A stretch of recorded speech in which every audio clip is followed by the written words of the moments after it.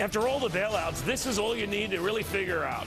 The country might not be a whole lot better off, but Washington, D.C. sure is. Welcome, everybody. I'm Neil Cavuto. And in this week, we've been looking back at a meltdown. Are you really surprised our nation's capital is about the only place where incomes are up? That's not a post-bailout phenomenon. That's like a constant phenomenon. Consider this. The income of the typical D.C. household was $66,583 last year. Now, that's up 23.3% since 2000 in inflation-adjusted terms.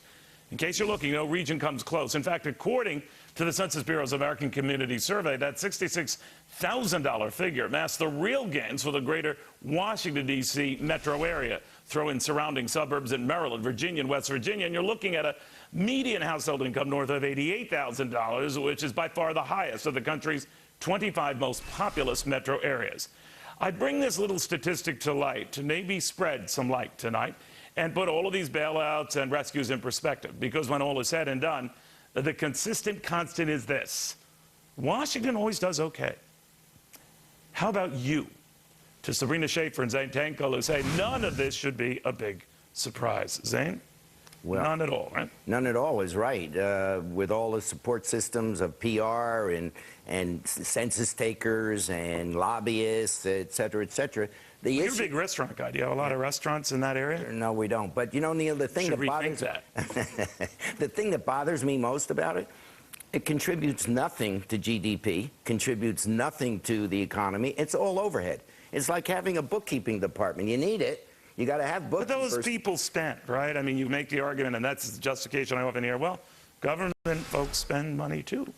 Well, I'd say there's a bigger country out there than Washington, D.C. that needs to spend in order to make this economy turn. But it, again, contributes nothing to our economy. It's just overhead. You know, Sabrina, it's interesting. I'll be in your neck of the woods next week as we're doing a couple of special shows. And one of the things I've always discovered every time I go there, all the cranes, all the construction going on, and I figure, boy, this place has always hopping. Every time I go, it's always hopping. Why is that? It is. Well, look, it's not just construction. It's not just bank accounts. The traffic here is horrific. Think about that before you come down here.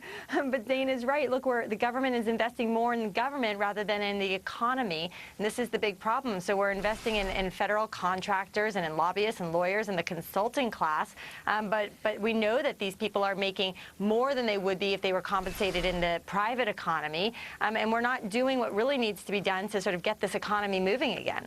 You know, the one argument you hear out of the White House, and actually they can statistically say that the aggregate number of federal workers has gotten lower. Now, I've never checked that out.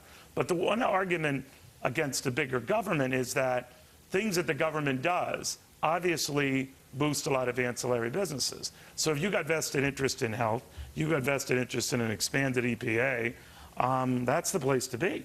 Yeah, but that's true. But in what respect? In oversight, in regulation, not in all the wrong areas. Right? Exactly. Right. So all that, you know, it's a silo. They just keep building silos. They're not connected in any way. I'll have to go back there and look for the silos. I saw look the cranes. For some silos. Yeah.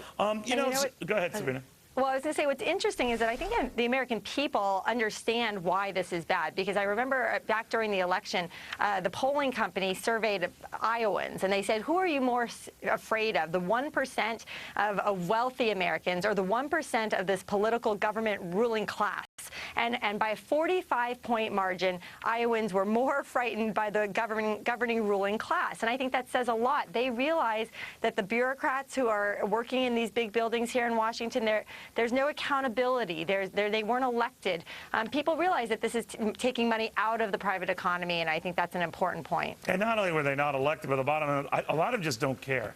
When you ask about funding for these exchanges and how they're going to be up and running supposedly in just a matter of days, no two people can agree what's coming down the pike, because they haven't gotten any cards, they haven't gotten any information, they haven't gotten anything from Uncle Sam to say, pretty much to your point at the beginning, Zane, what the heck's going on? Well, I think the single biggest problem is that all these guys, and ladies, the focus is on getting elected and not what am I going to do after I get elected. And I think the presidency is... What do you think? All these bailouts, all these rescues, all this stimulus, I always hear the story saying if we didn't get any of it, we'd be in a whole lot worse position. Of course, there's no way to prove that. It's like trying to prove a negative.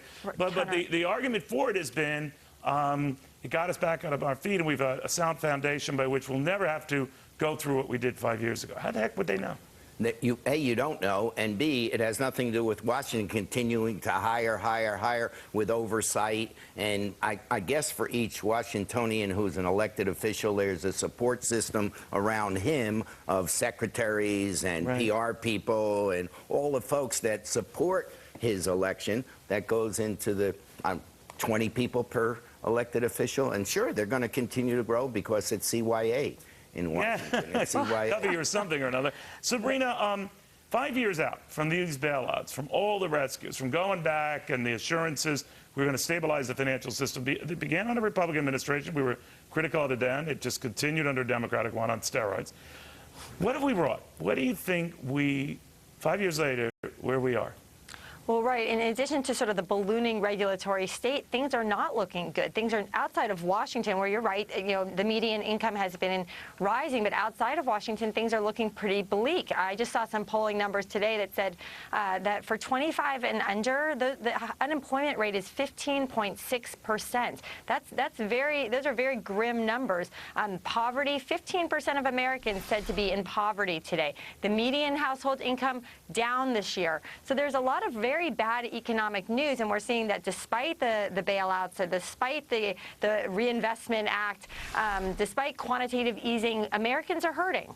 I do find it maybe a metaphor on the week or a sign of the times that on Friday, 5 years after all of this, the president speaks at a Ford Motor plant, hailing its gains and progress, the one company that wasn't rescued. What do you think of it? I make that the president is an idealist, an activist, and not anybody that's in touch with the reality of what's going on. If we took some of the money that was focused on, I don't want to get caught up in Obamacare, but some of that money, $600 million to rap artists to circulate how you sign up for, take that and let's talk about. Have you heard the raps, though, for health care? They're quite good. Everything rhymes. Excellent. And it even employs one guy, that rapper.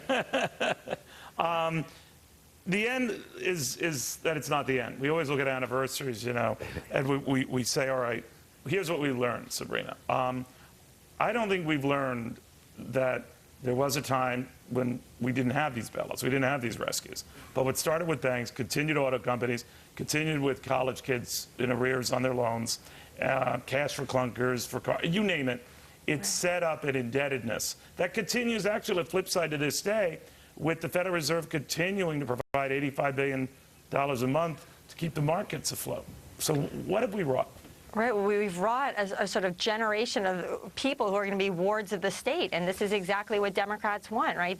The more you need government, the more people will vote for Democrats and keep them in power, and we'll continue to see that regulatory state balloon even bigger, and we'll see the private economy and innovation squashed, and that's a terrible future. I think that we have to absolutely sort of, you know, call the president out for what he's doing out there at the Ford plant, which is to sort of run back to his default position, which is campaigning. He rolls up his sleeves and he says, look, I'm big government and I can come here and help you. But that's not the direction that we want to take, and we have to explain how we need to roll back this progressive state.